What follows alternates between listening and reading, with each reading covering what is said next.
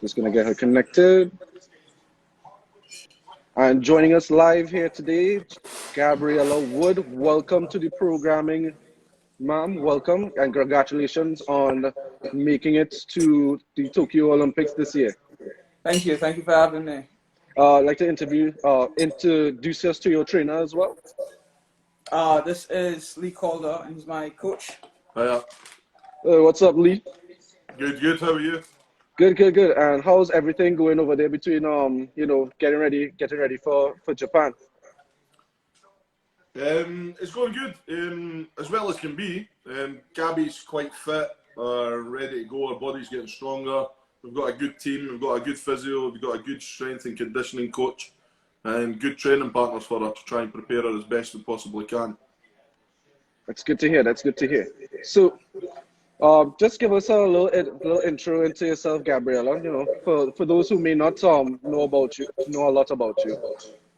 So for those who don't know me, I'm Gabriella Wood, and I am a representative of the sport of judo for Trinidad and Tobago, and I have been fighting on the international circuit since 2013. That's great. Where did you grow up, and what was it like, growing up in the community? So I grew up in Santa Cruz, right up until I moved away in 2017. It was fantastic, everybody was friendly. We're still very friendly with each other. We still talk. It was great. So how did you fall in love with judo? What made judo the sport that you wanted to take part in? I mean, I tried judo at primary school because the principal said, we're bringing in this new sport. Let's give this a try, see how it goes. I did it on and off for a couple of years, wasn't here or there about it. And then I think probably about Form 3, I really started to take it seriously. Like, okay, maybe I can try this. And, I started winning a few international medals. Like, okay, I really then started to take it seriously. So, what caused judo? What made you pick judo out of the other possible martial arts that it had out there that was available? Well, actually, I had tried karate for a short time, but I didn't quite enjoy it. It was probably a bit too regimented for me. It was a bit regimented for me. So I think I preferred judo, allowed me a bit more freedom to try my own things. But I quite enjoyed the judo and the camaraderie that came with the judo. So what's the difference between judo and other different types of martial arts? I know I took part I remember back in my day, way back, was taekwondo for me. I think taekwondo was more focused on the kicks aspect of it. So what is judo? What's the discipline for judo like? So judo focuses more on the throwing aspect. It also has a ground aspect that focuses on pinning, joint locks, and chokes. Okay, cool. So here's a question: can you throw me? Absolutely. Oh, okay. Absolutely. All right. Mind you, I weigh about 180 pounds. So you could just throw me like a rag doll. That's nothing. Settle. Oh, all right then. Well, I will not be looking forward to that. So what is the training like for judo? So what's the training regimen like? Getting ready for the different competitions and whatnot that you might be taking part in. So right now, actually for the games, there's some days I have as many as 3 sessions in a day. So I do a judo session in the morning where I focus more so on my technical side of things, how I plan to grip, how I plan to throw, what order I plan to do it in, stuff like that. And then in the evening, I'd have another judo session where I would focus more on executing what I practice in the morning. Then in the middle of the day, I usually have a gym session where I do weights and some level of conditioning. So you talk about gripping and throwing. Where do you have to position yourself in order to make the proper grips and things? Where would you say is properly? How do you gauge? What muscles do you have to gauge in order to get those grips and throws off? So judo's an all body sport. So you're using your whole body all the time. Right. So I imagine you're using legs for leverage, obviously. the arms just to... The first point of connection is your gripping in your hands. Your hands have to be nice and strong, and your arms have to be strong enough to hold on to your partner. We wear special thicker gis in the karate guys because it takes so much punishment. And then it's about leverages and fulcrums and moving your partner around the mat and angles of degree to make sure that you can catch them at the best, breaking their balance and catching them at the best point of attack.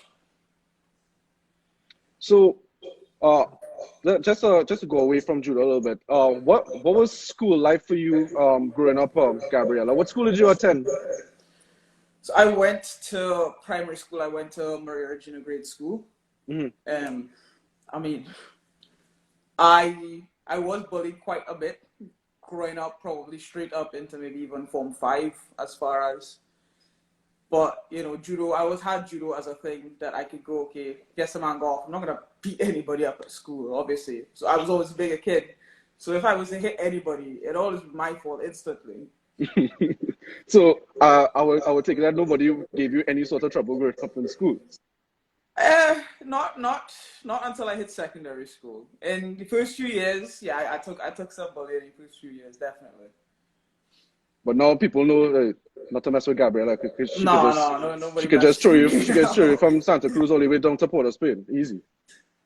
Nobody will mess with me now. What's the heaviest weight that you've thrown though? Because I think that would be 170 kilos. That's how much in pounds? 375 pounds. Almost 400 pounds. Wow, that is. All right, so you more than pelted me. I was lightweight to you. I was like, javelin. That's yeah. That is insane. That's truly insane to throw. You're like an ant in a way. You know, ants they can lift 10 times their own body weight. That comes like how you managing there. That's really cool. So, have you ever been able to train with other judo athletes? Let's say Christopher George, for instance. Have you ever trained with him? So I more or less grew up in judo watching Christopher George. So when he wasn't away and he was home, I was training with him. That's cool. That's really cool. Let me just ask some questions about your trainer here, Lee. Lee, first of all, where are you from? The accent is very, I really dig in the accent there. I'm from Scotland. I had a feeling. I really like the Scottish accent. I don't know if I do it right. I don't know. I just find it real cool. So how did where did judo started for you? I done judo in Edinburgh as a small child, and then decided that it wasn't for me and left judo for quite a long time and went and tried other sports. I was the same as Gabriella. When I grew up, I was always a big guy and a big kid. Sort of got bullied in school and then trying to find a sport that I liked. And then I started playing American football for fun. It was okay. When I stopped playing that, I decided to go back to the judo and competed, got my black belt, competed a couple of times, and found that I quite enjoyed the coaching more than I enjoyed the actual competition side of it. So decided to look more into the coaching and become more of a coach. And I just enjoy it. I just enjoy being a coach and helping people out, especially when the younger kids. Yeah, you mentioned you was in American football for a time. I imagine that would be either you would be an offensive or a defensive lineman, and I could see like the parallels that you can make with that sport, especially at that position. How you can use judo to use your leverage against opposing players on the line. Exactly. I played both sides of the ball, so I played D-line and O-line as well. So, and it was good. It's about the same as judo. It allowed you. It was a sport that allowed you to get your aggression out of your body. If you know. Yeah, that's really cool, and it also shows how skills can transcend between sports, especially you made the transition between football and judo. And I think that's really cool, and that shows just how talented athletes are, that they could just switch from sports almost at will. So that's really cool. So back to Gabriella here. So if you weren't a judo athlete, what sport do you think you would have pursued? Ballet. No. I mean, judo has a bit of grace in it too, so maybe ballet could be one of them. So at one point, I was doing judo and golf at the same time, and I had to make a decision, and I chose judo over golf. So if I were to give up judo, I would probably go back to golf. Future Tiger Woods X performances over there for sure. Let's see. Also, so just tell us what it feels like just being, saying that I'm an Olympian now. I'm gonna be with all these other athletes going off to Tokyo. Probably one of the cooler destinations that have the Olympics in Tokyo. The whole Olympian thing hasn't really set in for me as yet. I don't know when it will. With regards to competing with those athletes, it's not the first time. I've been to all the different World Tour events with the IGF. All those athletes compete at those events. It wouldn't be the first time we've all been together. It's just a different stage. What was the most interesting destination that you've been to in taking part in all these judo competitions? It's a toss-up for me between Japan and Abu Dhabi. Abu Dhabi, cool. Yeah. Well, tell me what Abu Dhabi is like, because I don't think I have a read on what Abu Dhabi is like, other than the fact that it's a place where rich people just go to. Try. It was quite warm. I'm not gonna lie, it was quite warm. I can imagine that too. So a lot of big buildings as well. So tell us about how you think it's gonna be like just walking out, when they do any parade of the athletes and whatnot. What do you imagine the feeling is gonna be like when you're gonna be out there? I don't know, it's gonna have fans or whatever out there, but just tell me what it might feel like, the feeling of just being amongst your peers and watching all the rest of the athletes just go out and being a part of that. I think there's probably a lot of emotion involved in it for me, because this is definitely, it's been a long journey. It's been 5 or 6 years that I've been at this, so I think it'll be quite a bit of emotion. What would you say is the toughest part of the journey for you? Getting ready for just being in judo all these years and getting ready for this moment. What do you think was the toughest part for you? The losses. The losses. Having to pick yourself back up after you just lost in front of a massive crowd and walk off and still be humble about it. Yeah, that's tough. I mean, it have a lot of ways to lose some kind of competition, but to have yourself being thrown onto the mat, that had to be like, I mean, for regular street fighters and thing, that's kind of humiliating and thing. But I mean, going up against athletes of your ilk, I mean, I have some kind of respect to that too. Huh? No, that's probably the hardest part of judo, is getting back up. The psychological side of it. The psychological side of it is really going out and preparing yourself to compete one-on-one with another opponent who is your standard or about your standard is always the hardest thing. I suppose most sports people find that quite difficult and daunting. Was there ever a point in a match where, say, you got thrown down, but there was that inner thing inside you saying, I'm not going to take this loss, and you end up winning it, outright winning it at the end? Was there ever that kind of like superhero moment? They're like, how them Avengers get pushed back down and they just come back up and beat the bad guy? So in Argentina, in the semi-final, I was fighting an Argentinian girl, and I was up Wazari, which is like half a point, and probably I think maybe 2 minutes left in the match or something like that, and she scored a Wazari as well, so the match was even, and we continued to fight. I think we probably went in for another 4 minutes of golden score after ordinary time finished, which is, in golden score, if anybody scores, that's the match over.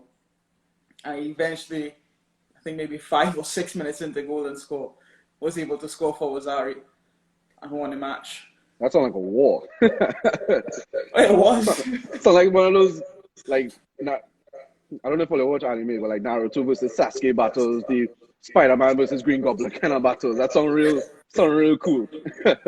um, let's say a little bit from Lee again. Lee, any competitions that come to your mind when you were partaking in judo?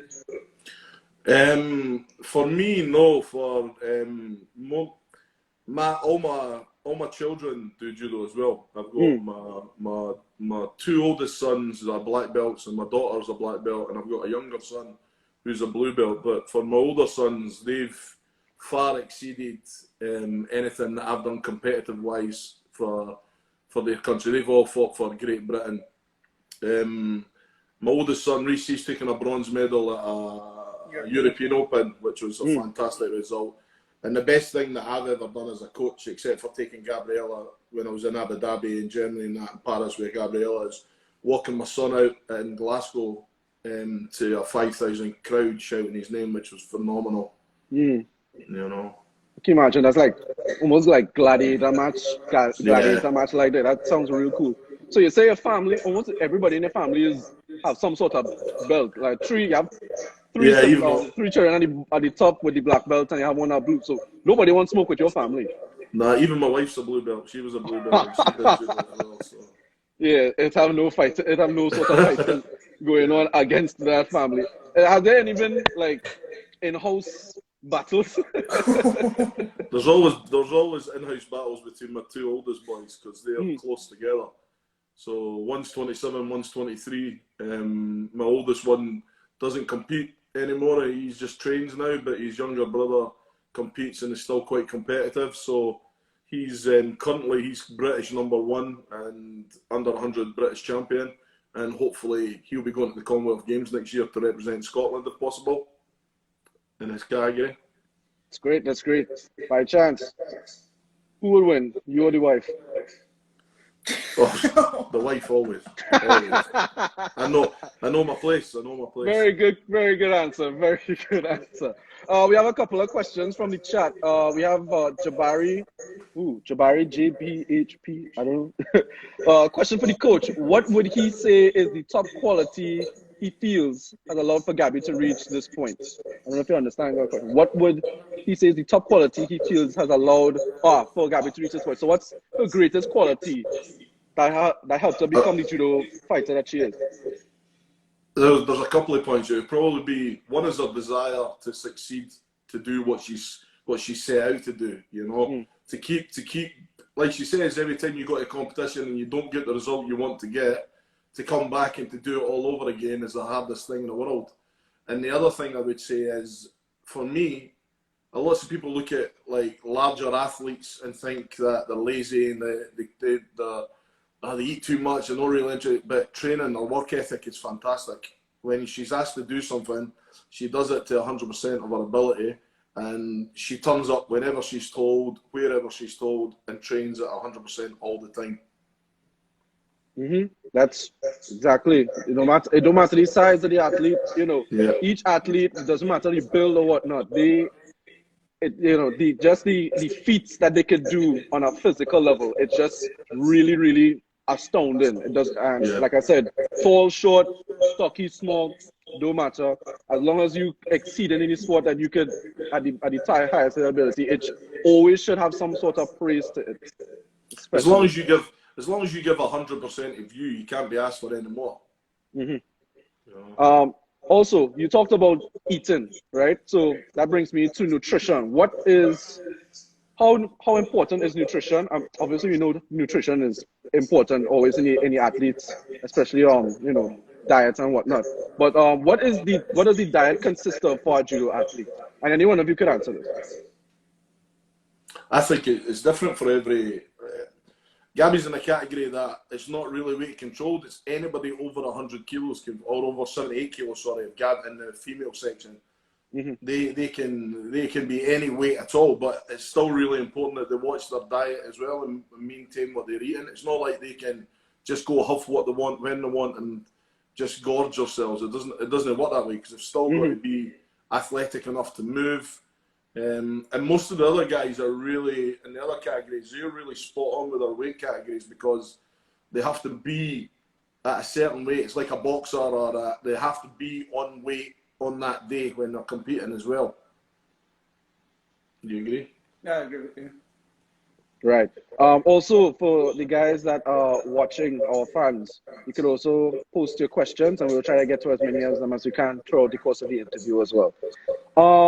Also, is there any technology that you guys use, especially for on the coaches side, that you can use to help improve the development of athletes, whether it be, professionally, whether it be well, most importantly, professionally? So, is there any technology that is used to help raise the level of the athletes? Yeah, there is. Probably the best technique we've got is just the best technology. Sorry, we've got is probably an iPad or an iPhone where you can videotape the player. There's technology out there that a player can do technical stuff, and video cameras can pick them up, and then they can re-watch it to watch their work over again and rehash it and talk about it. So video analysis of what you're doing technically is probably one of the best points we have. Even just picking up an iPad and videotaping somebody doing a technique and then showing them the technique back to either to point out the good points or to point out the bad points. Very interesting, because we all know that technology is a big thing these days, whether it be social media or whatnot, but especially the different stuff that technology is implemented in sport that allows to see like progress of the athlete, could compare like the stats and whatnot to show if there's an improvement or a regression. So I think that's really technology has come a long way. So I think also in the weights as well. When Gabriella's doing a strength and conditioning, it's good to have. We now have a set base rate of what Gabriella can do now, and it's easier for us to monitor as we go forward by using our strength and conditioning coaches at University Stirling. We can monitor that, and we see the improvements and the gains that she's doing within that as well. What's it like training Gabriella? Can you tell us about the progression she's taken from when you first saw her into becoming the Olympian judo master that we see before us? I see him laughing, so it has some stories there. Nah, it's just it's kind of. I mean, we've worked a lot on specifics with Gabriella, like balance and just movement, just because she's a heavyweight and she doesn't have to move like a heavyweight. It's sometimes an advantage if you can move quite fast across the mat or turn your body fast. That's an advantage in the judo. So it's a matter of but having that core stability to be able to control your body and not just flop about type of thing or trip over or fall over. Because in judo, if you fall over and you fall the wrong way, that can be finished if the opponent puts you over properly. That's it, done and dusted, and it's done within a split second. So her being aware of her body, being aware of the movements and the mechanics of her body, being comfortable and confident in what she can do and what she needs to do is very important. And that's what we've sort of worked on. We've sort of geared up towards that. We've got a short-term plan that we had that she had to qualify for this Olympics, and what we want to put in place next is to have a longer-term plan so that she qualifies for the next Olympics as well in Paris. Nice. So you're saying, while she's large, but she's also fleet of foot. Yeah. That's a dangerous combination for sure. That's Gabriella, yeah. but you mentioned ballet. By chance, has she even delved in some ballet to help with some footwork and maybe some coordination? No. Sort of dance. I did ballet as a child. Like I was probably maybe 5 or 6 years old at the time. I did it for a couple months. I mean, I didn't enjoy it all that much. It was one of those things that your parents put you in and you just have to go. You should see her play. She's fantastic at playing. Well, I mean, at least you should see her in a tutu. I mean, the 2 months probably come good because again, the translation of the foot coordination and the foot speed, all that translates into judo. So maybe when I fully future judo athletes pick up some dancing, whether it be ballet or some TikTok dances, although that's more hand and thing. I ain't really able. We have another question from but before I get to that question, I just want to ask Gabrielle, what's it been like being coached by Lee? Like what's the coaching been like? Has he been too hard? Has he been too soft? There's a safe space. 100% honest, he's been a really, really good coach. We've had our ups and downs, definitely. But he gives it to me straight. I can't ask him more than that. Yeah, that's what we like. We like honesty. Best policy. Even though it might be some tough love, it's still love nonetheless. Yes. We have another question here, this time from Randori_Rob. Coach Lee mentioned Gabriella's mindset and work ethic, but how does Gabriella mentally prepare for competitive sports? Does she have an allocated sport psychologist? What is her mental preparation? Very interesting questions. And before we get to that, I think it's very important the mental aspect of sport as well, and what the athlete goes through on a daily basis. I mean, we mentioned it with Naomi Osaka recently, how she had to bow out of Roland Garros because of she just wasn't in the right space. So how does Gabriella, how do you really deal with issues like that? I mean, I just focus. So, like, for Budapest, for example, Lee was supposed to go with me. And it ended up happening that he wasn't able to come because, restrictions had changed every day. Right. So he wasn't able to come. I kind of just went out. All right, I know I'm fighting the Russian, and I know she's strong. I know there's a chance I may not win this match. I just went out. You know what? I'm just going to do judo. That was my mindset. That's what my mindset has been. Just go out and do judo. Win or lose, just do judo. Hey, Nike, listen to that. Just do judo. Gabriella Wood. Put out an advertisement for sure. Yeah. Any sponsors will be welcome. But tell us that side of it too. The preparation, not just physically, but in like sourcing like resources in order to get yourself ready in this position. What's that been like? I mean, it hasn't been easy, but being in Scotland has allowed me the opportunity to pull all those resources together, and we have more or less a team now that everybody communicates and everybody knows what's going on. So if the physio has something to say to the strength coach, or the strength coach has something to say to my coach, everybody communicates. So it's really good. Yeah, that's great. That's great. Because we know that there are a lot of athletes around the world that, they're good at their craft, but they just don't have the resources to pull in. So it's really good to hear that, that you're being taken care of in that aspect. Tell us also about how COVID-19 has affected, the preparations going up. I know Olympics are supposed to be last year and they get pushed back to this year. So how has that shaken you, if it has at all? I mean, when they first said they were fighting about cancelling the games or postponing the games, he probably had the hardest time because I kept phoning him and harassing him about it. So that part was definitely a bit difficult for me. And then as well, at that point in time, I was living with my aunt, and I couldn't really leave to go anywhere because I had to make sure that she was okay. So probably spent maybe 9-10 months off the judo mat, where I was just doing conditioning more or less every day. But when I got back on the judo mat, it was so good to be back. And I've moved out now, so judo every day. Big guilty. My dedicated training partners, so we're not really too thing with the COVID. We have our own bubble. So judo every day. Judo every day. That's what we're talking about. Also, we talk about Christopher George. Sorry, you looking up to him as as a practitioner of judo. Are there other athletes that you maybe study film on? Any other judo competitors that you study judo on? Just to get a read on their form and maybe translate that into and maybe use what you might have learned visually from them into your own craft. Yeah, I do watch a lot of judo from not just my category, but all the categories. But if we're talking specific players, I have watched quite a bit of a woman by the name of Idali Ortiz. She has won an Olympic medal of every color. Mm-hmm. So she's quite good at what she does. She finished at #1 in the world leading up to the final qualification. So she knows what she's doing.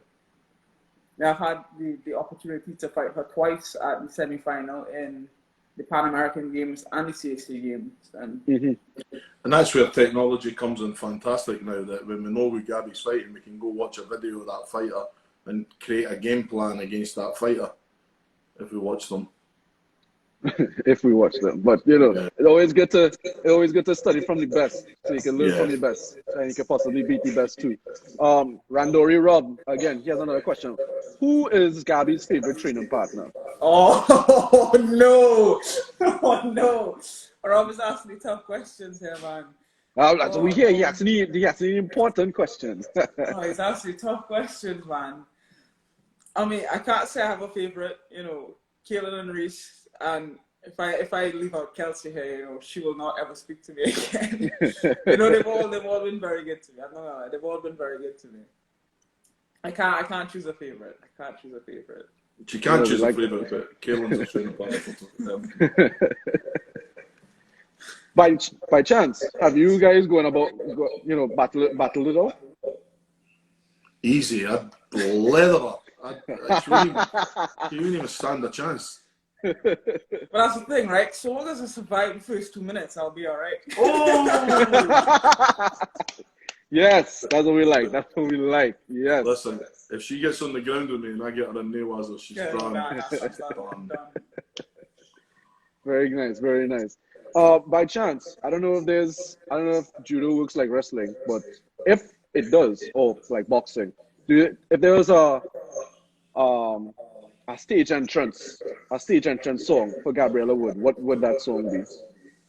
Here comes a hot stepper.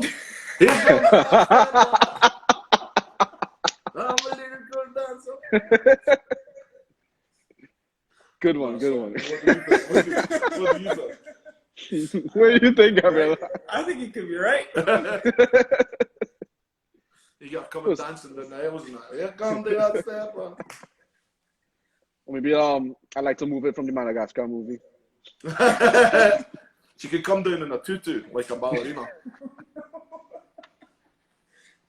She just comes out in those like the ballerina music and just throws off her phone. What am I getting into?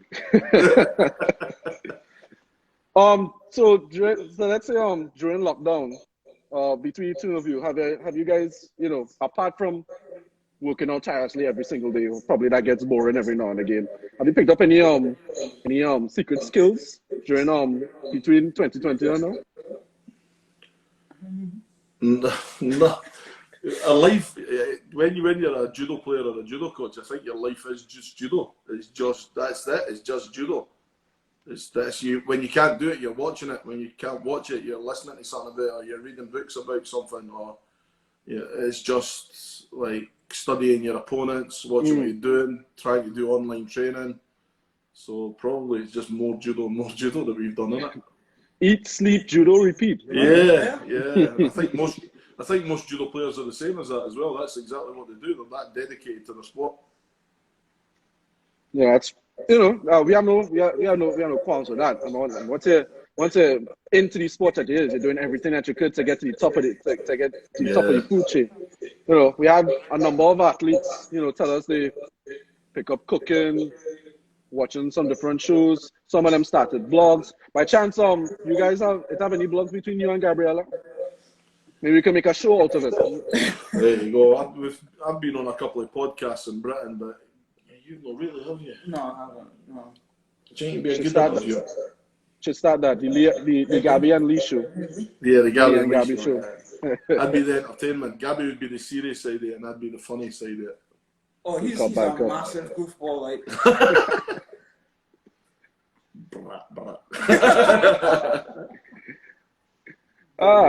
This is great. This is great. I mean, just to see the chemistry between you guys, this is just fantastic television. I just had to say that. I think this is the funnest interview I've been on in a while. doing Total Sport Live, and it's been fun for all the others, but this had to be up there for sure. You guys are just hilarious. You know, the chemistry between you guys is amazing, and well, like I said, Lisa goofball. Well, Gabby's actually because she's here and she's on her own more or less. She's sort of become part of the family. She comes up, and it's about like a coach and player relationship, but it becomes a bit deeper than that, and a bit more than that, because like she comes up, she has tea with my family, my sons are our training partners, my daughter's our party partner. Tea is dinner, just for the record. Yeah, tea is dinner. Sorry. So food. She eats food with us. As a family, and she's became part of the family. Like I say, both my sons. That's why it was a hard question for her to answer about the training partner, because both my sons are training partners, and my daughter, she's a party partner, so she's a social event organizer. Yeah, that's great. I can see why the contention is there for good. Just remember, guys, run out the show. So if you have any questions, make sure you get them in now before we leave Gabby and Lee to get back to training and whatnot. But before we look to end off, just what are you guys looking at? Obviously besides the win, going into the Olympics. What are you really looking at in terms of like the competitive aspect, and maybe what you're looking at, while they're in Japan? I know probably going to be real busy and thing, but I don't know. I know if you guys probably been there before, but what's the most, besides the competition aspect, what are you looking forward to when you're looking to go to the Olympics? I'm looking forward to having to see him climb 7 flights of stairs to get up to the 7th floor of the Kodokan dojo. And I'm looking forward to Gabby carrying me up 7 flights of stairs on her back as part of her training. Hey, that's good. I mean, that's Goku levels of training right there, boy. I think the biggest thing is just soaking up the experience of going to the Olympics. I mean, it's scary, and it's scary to compete in a massive competition anyway, but to compete at the pinnacle of your sport, it's like the top of your sport to be an Olympian. So to compete at that as an added stressor as well, just to be there and soak up that atmosphere and to experience it is just unbelievable. That's probably what I'd look forward to the most. Yeah. And also, I know you guys say that you guys are into judo like 110% of the way, but might may not be a bad idea to just taking the sides. I hear Robots gonna be meeting all at the while the parade going on. I don't know how the interaction is gonna be like. Maybe he talks to you or whatever. But that's the first I'm hearing of it. Yeah, I think Robots are going to be, meeting the athletes going into as part of the parade. So I think that's going to be cool to see how you guys maybe interact with it, or how it interacts to you. Welcome, Gabby. Might not be a bad idea to take a little load off whenever you're not competing. You could go and root for Trinidad and Tobago, watch your athletes perform and whatnot. Definitely. For Lee too, watching Great Britain. I know guys like Dina, competitors like Dina Asher Smith taking part and whatnot. So gonna be very interesting to see all these, like all these sports and taking the culture and whatnot. So I think it's just for you guys to be doing that as a side thing to the Olympics. That just blows the average person's mind. Yeah. Like, oh, look at all this cool stuff it has in Japan, but we have Olympics to focus on. Yeah. I agree. Yeah, Gabby could do a video blog. You could do a vlog. Not Gabby, we.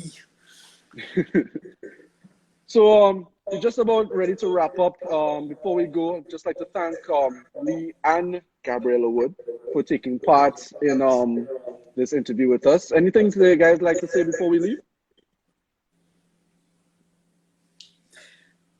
Rob, I know you're watching. You're getting Mackie Comey on Monday. That'll be the first time that she's done that to you, mate, so don't worry about it. I would just like to say thank you for all the congratulations that have came through social media and things like that, especially from as far away as, especially seeing as far away as Trinidad and Tobago we are over here. You know, it's been phenomenal to let her see that she's still supported, even though she's not in the country. She's still representing Trinidad and Tobago, and to let her know that she's still loved and people have got her back over there as well is fantastic, I think. All right, guys. From everybody here at Total Sport, I'd like to say thank you for having you guys on.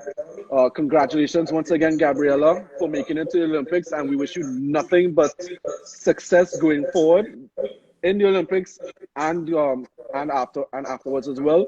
Lee, thank you for joining us as well. You know, being a part of the interview, for training Gabriella to be the athlete that she is, and we look forward to hopefully we get to hear from you guys after the Olympics as well. And whatever the result, we're proud of you guys, and we hope to see and hear more of you in the future. Thank you so much for joining us, and we hope to see you again going forward.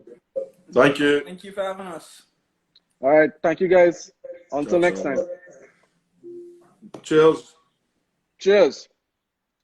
And guys, that was Gabriella Wood and her trainer Lee. Thank you so much for joining us once again. We hope, once again, like I said before, and I can't stress this enough, we hope for nothing but the best for all of our athletes, especially for Gabriella, going forward in these Olympics. And before we close off, just want to remind everyone, like we brought up in the interview, well, we're still in a pandemic, so we need all you guys to, as quick as you can, get vaccinated. And the best vaccine the best vaccine for you is the one that is readily available for you. And if you don't have it as yet, and even if you do have it, make sure follow all health and safety protocols. Remember to mask up, wash your hands, and maintain social distancing 6 feet apart. So once again, on behalf of everyone at Total Sport, thank you for joining us. Thank you, Gabriella and Lee, once again for joining us, and we hope to see you again.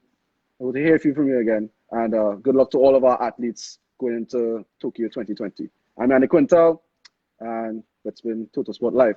See you next time.